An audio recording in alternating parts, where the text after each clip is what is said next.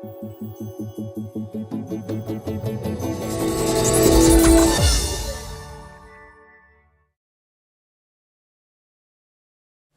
Android fans, this is Eric from hollywoodfrodo.com with another super fast Ninja app review, this time of the app Smart Tools. Smart Tools has been one of the more popular apps in the last couple of months on the Google Play market, so I thought it was about time I gave it a review.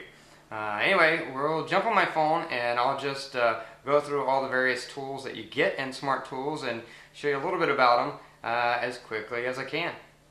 This is the home screen of the app Smart Tools. As you can see, your tools are nicely arranged on a shelf. It does also support landscape mode if you want.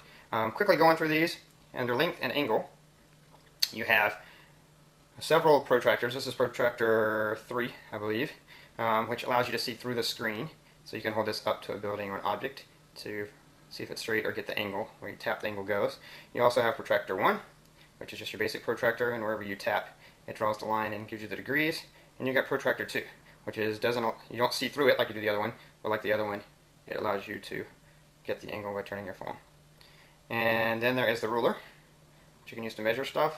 And you can change this background color. This is just what I have chosen right now. And you see you press the arrow, it goes to the next set of measurements, but you can change that. You also have a level. And if you're flat, then you're using the circle level. If you're holding it up, then you pop into the straight level, or up this way you pop into this straight level. Then you have thread pitch as well, if you need that. There's a lot of settings that you can change with this, but you'll have to watch the full review if you want to see that. Going back to home, we're going to go to distance. Go to distance. Basically, it allows you to hold your phone up to your right in front of your face, and you put the crosshairs at the bottom of an object, and it tells you the distance. Of course, it's not exact 100%, but it's pretty accurate. You can calibrate it, and you also have to set what height you're holding your phone out at in order for it to be accurate at all. But you can do that, and it's hard to tell with this, but you can see through that in order to put those crosshairs at the right spot. So that's distance. Then you have your compass and your metal detector. This is the metal detector, obviously, which if you hold something very metallic near it, will detect it using the magnets that are used at the compass. If you go over to the compass, and you'll see, if you're laying flat, then you get your standard flat compass. If you hold it up, then you get the compass with all your coordinates, and whatever direction you're walking in or your camera's pointing in, it shows you that direction, which could be great if you're trying to find a store in a big shopping center or you're lost at Disneyland or something. Also, you'll see the little mail icon up in the corner there. If you tap that, you can email your coordinates, your GPS coordinates, to somebody in case they're trying to find you. So going back into home, next we have the flashlight. You got your basic on-off. That's the screen. As you see, it's on screen light right now. You can switch it over to LED though. If you switch over to LED and you turn it on, you get the LED light. So that's pretty cool. Then, last but not least, we have sound and vibration. As you can see, it's detecting, this is vibration, so if I vibrate the phone, you'll see it detects it. It's detecting a little bit of vibration no matter what, because I'm holding it in my hand. You can also switch over to a statistic model that shows you statistics. And you can switch over to your sound meter. This is a sound meter.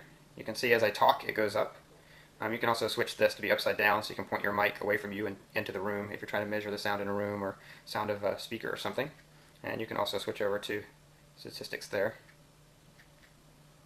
And you'll see you can switch to having a text of how loud it's detecting what it's comparative to, or you can have a graph, an ongoing graph. That will show you as well. And those are basically the tools of Smart Tools. Each of them also, you can calibrate them to make them accurate, and there's various settings in the menu. You can watch the full review if you want to see all of those. But that's Smart Tools.